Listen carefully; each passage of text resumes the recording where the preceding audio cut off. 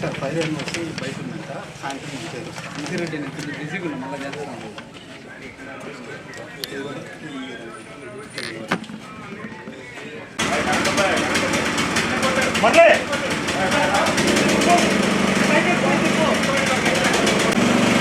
కంగారు పడగా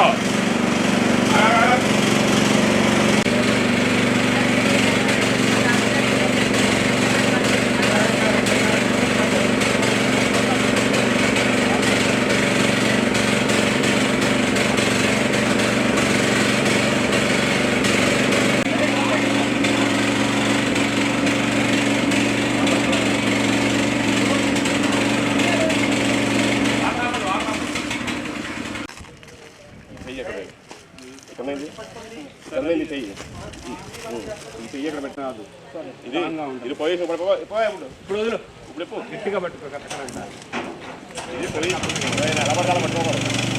నువ్వు ఎంత ప్రజలు ఎంత ప్రజలు కాదు ఎంత ప్రజలు ఇబ్బంది ఉంటుంది.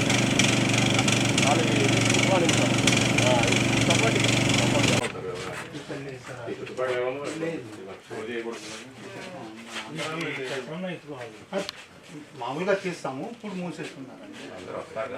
అంటే క్లోజింగ్ చేసేస్తున్నాము. తీసారు సార్,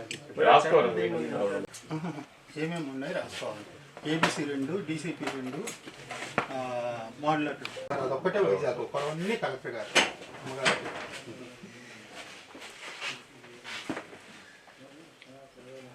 రాసుకోరండి.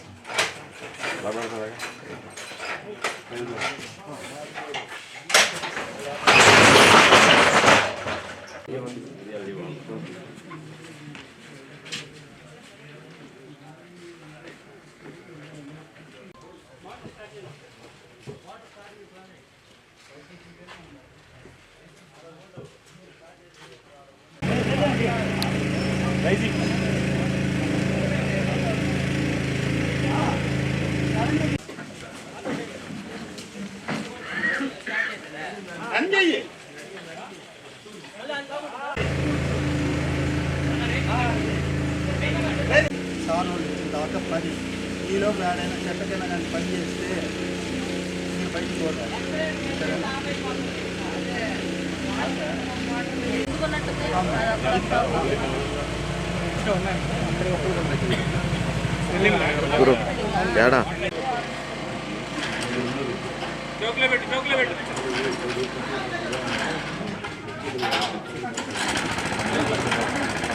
హైడ్రెంట్ బయట కనెక్షన్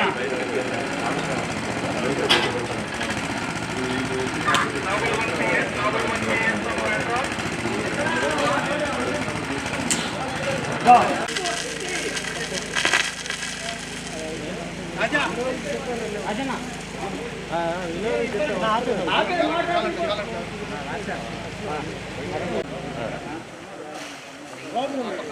రవికి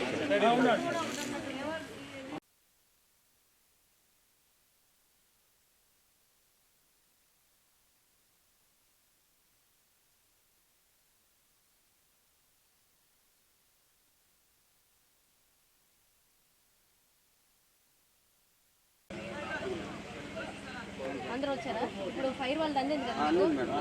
సో ఎటువంటి ఏ డిమాండ్ వచ్చినా సరే మీకు ఏదన్నా సరే వెంటనే చేయకండి, ఏది కూడా నెక్స్ట్ వాళ్ళు ఉత్తర్వులు ఇచ్చే వరకు. అండ్ తాళాలు వెంటనే ఇవన్నీ క్లోజ్ చేసి MRO గారి చేతిలో పెట్టేయండి. ఇక మీద కూడా ఒకవేళ మీకు పర్మిషన్ వచ్చినా సరే అన్నీ కూడా అవి ఏవైతే ఆ బేస్మెంట్ ఉండాలి, స్టోరేజ్ పాయింట్ ఉండాలి, వీలైతే ఒక షెడ్ కట్టుకోవడం అదంతా చేసి. ఇటీవల ఆంధ్రప్రదేశ్లోని కాకినాడ ప్రాంతంలో జరిగిన టపాసుల కేంద్రాల్లో జరిగిన భారీ విస్ఫోటంతో దాదాపుగా 21 మంది ప్రాణాలు బలికొన్న సంగతి తెలిసిన విషయమే. అయితే ఈ నేపథ్యంలో అసలు ఆ ప్రమాదానికి కారణం ఏంటి, ఏ కారణం చేత ప్రమాదం జరిగిన దాని మీద రాష్ట్ర ప్రభుత్వం ఇప్పటికే దాని మీద పూర్తి స్థాయిలో దర్యాప్తు అయితే కొనసాగిస్తుంది. ఇదే నేపథ్యంలో చూసుకున్నట్లయితే దాదాపుగా అన్ని జిల్లాల్లో ఉన్నటువంటి ఈ యొక్క టపాసుల తయారీ కేంద్రాలన్నింటిలో కూడా పూర్తి స్థాయిలో తనిఖీలు చేయాలని చెప్పి అటు అగ్నిమాపక శాఖతో పాటు రెవెన్యూ శాఖకు సంబంధించిన అధికారులతో పాటు అందరూ కూడా ఆదేశాలు జారీ చేస్తున్నారు. ప్రస్తుతం ఈరోజు చూసుకున్నట్లయితే దాదాపుగా అటు రెవెన్యూ నుంచి ఫైర్ సిబ్బంది అంతా కూడా పూర్తి స్థాయిలో నెల్లూరులోని ఏదైతే టపాసుల తయారీ కేంద్రం ఏదైతే ఉందో పాత పెద్ద హాస్పిటల్ పుట్టా ఎస్టేట్ ప్రాంతంలో ఇప్పుడు అధికారులందరూ కూడా తనిఖీలు చేస్తున్నారు. మరి ఈ తనిఖీలు చేసినటువంటి అధికారి మనతో ఎవరైతే ఉన్నారో అగ్నిమాపక సంబంధించినటువంటి సర్కిల్ ఇన్స్పెక్టర్ రాజా గారు మనతో ఉన్నారు. ఒకసారి ఆయన అసలు ఇక్కడ ఏమేమి ఆదేశాలు జారీ ఇచ్చారు, ఎటువంటి ప్రికాషన్స్ తీసుకుంటున్నారో వారితో మాట్లాడే ప్రయత్నం అయితే చేద్దాం. Sir good morning sir. దాదాపుగా ఇప్పుడు మీరు ఆర్డీఓ గారు కూడా కలిసి మీరు అన్నీ కూడా ఈ ప్రాంతాన్ని అంతా కూడా పరిశీలించారు. గతంలో అంటే మీరు ఇప్పుడు కొత్తగా బాధ్యతలు స్వీకరించున్నారు. గతంలో ఇదే ప్రాంతంలో దాదాపుగా ఈ యొక్క విస్ఫోటం జరిగి ఇటే ఫైర్ యాక్సిడెంట్ జరిగి దాదాపుగా 7 మంది కూడా చనిపోయిన పరిస్థితి చూసాం.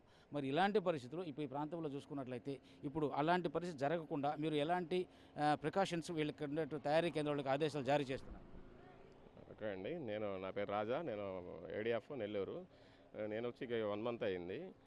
ఇక్కడ ఉన్న ఇప్పుడు ఆర్డీఓ గారు ఆధ్వర్యంలో joint inspection committee local CI గారు మేము లేబర్ కమిషన్ అందరూ కూడా ఇన్స్పెక్షన్ చేయడం అయింది.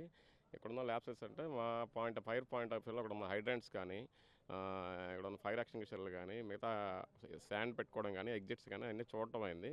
కొన్ని ల్యాబ్సెస్ అయితే ఉన్నాయి. ఈ మొన్న యాక్సిడెంట్ అయిన ఇమీడియట్గా మా డిస్ట్రిక్ట్ ఫైర్ ఆఫీసర్ గారు ఫామ్ 20 అంటే LE1 కలెక్టర్ గారు ఇచ్చే లైసెన్స్లు అన్నీ కూడా అట్లా ఇమీడియట్ క్లోజ్ చేయమని చెప్పి లెటర్ ఇచ్చాము మేము. ఇప్పుడు మేడంకి ఆర్డీఓ గారికి కూడా ఆ విషయం చెప్పడం అయింది. మేడం ఇమీడియట్గా క్లోజ్ చేసి తాళం వేసి లాక్స్ హ్యాండ్ ఓవర్ చేసుకుంటామని చెప్పడం అయింది. ఇక్కడ మెయిన్ ఈ డిస్టెన్సెస్ అయితే కొంచెం దగ్గరగా ఉన్నాయండి. ఒకసారి దాని మీద కూడా ఒకసారి కరెక్ట్గా రిపోర్ట్ తీసుకొని దాని మీద యాక్షన్ తీసుకుంటాం. సార్ ఇప్పుడు దాదాపుగా మీరు ఆర్డీఓ గారితో కలిసి పూర్తి స్థాయిలో అంటే ఎంఆర్ఓ మీరు ఆర్డీఓ గారు అందరూ కూడా తనిఖీలు చేశారు కదా, అంటే ఇక్కడ దాదాపు ఎంతమందికి లైసెన్స్ పొంది ఉన్నారు, ఎంతమంది అనధికారికంగా ఈ యొక్క టపాసుల తయారీ కేంద్రం గుర్తించారు? మార్చి వరకు అందరికీ, ఈ సంవత్సరం మార్చి వరకు ఉన్నాయి సార్ అందరికీ. ఈ మార్చి నుంచి మళ్ళీ రెన్యువల్ చేయాలి. ఒకవేళ ఈ ల్యాబ్సెస్ ఇదే కంటిన్యూ అయితే మాత్రం 100% దీని మీద యాక్షన్ తీసుకొని రెన్యువల్ అయితే చేయం సార్. ఇక్కడ ఏమన్నా చైల్డ్ అంటే చిన్నపిల్లలు ఏమన్నా ఇక్కడ విధులు నిర్వహించే పరిస్థితి ఏమన్నా గుర్తించారా?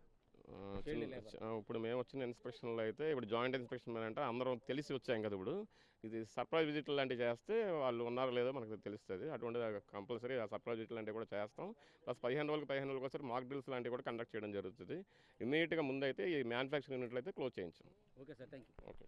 అయితే ఓవరాల్గా చూసుకున్నట్లయితే దాదాపుగా రాష్ట్ర ప్రభుత్వం ఇచ్చిన ఆదేశాలు ఏదైతే ఉన్నాయో ఆ ప్రకారం చూసుకున్నట్లయితే అటు రెవెన్యూకి సంబంధించినటువంటి రెవెన్యూ శాఖ అధికారులు కావచ్చు, అటు ఫైర్ సంబంధించినటువంటి అధికారులందరూ కూడా దాదాపుగా ఈ టపాసుల కేంద్రాన్ని ఇప్పుడు ఆకస్మిక తరలించలేదు, ముందుగా వస్తున్నాం చెప్పడం కారణంగానే కొంతమంది బాల కార్మికులను కూడా ఇక్కడ గుర్తించలేకపోయామని, ఆకస్మిక తనిఖీ చేస్తే మాత్రం ఇక్కడ జరిగేటువంటి ఏదైనా లోపాలను కూడా తాము గుర్తిస్తామని, కాకపోతే రాష్ట్ర ప్రభుత్వం ఇచ్చినటువంటి ఆదేశాలు ఏదైతే ముందు తనిఖీలు అయితే నిర్వహించాము, ఎవరికైతే లైసెన్సులు పొందినారో ఎవరైతే రెన్యువల్స్ పొందుతున్నారో వాటన్నిటి కూడా పూర్తి స్థాయిలో తనిఖీలు చేశామని, అదేవిధంగా ఏదైతే షాప్కి తయారీ కేంద్రానికి సంబంధించి కొంత దూరం కూడా లేని కారణంగా వీటన్నిటి మీద కూడా ప్రత్యేక దృష్టి సారిస్తున్నామని చెప్పి, ఏదైతే మరోసారి ఇక్కడ గతంలో జరిగినటువంటి ఇక్కడ కూడా జరిగినటువంటి విస్ఫోటం నెల్లూరులో పుత్తా ఎస్టేట్ ప్రాంతంలో టపాసుల కేంద్రంలో జరిగినటువంటి విస్ఫోటం కారణంగా దాదాపుగా 6 మంది చనిపోయిన పరిస్థితి మనం చూసాం.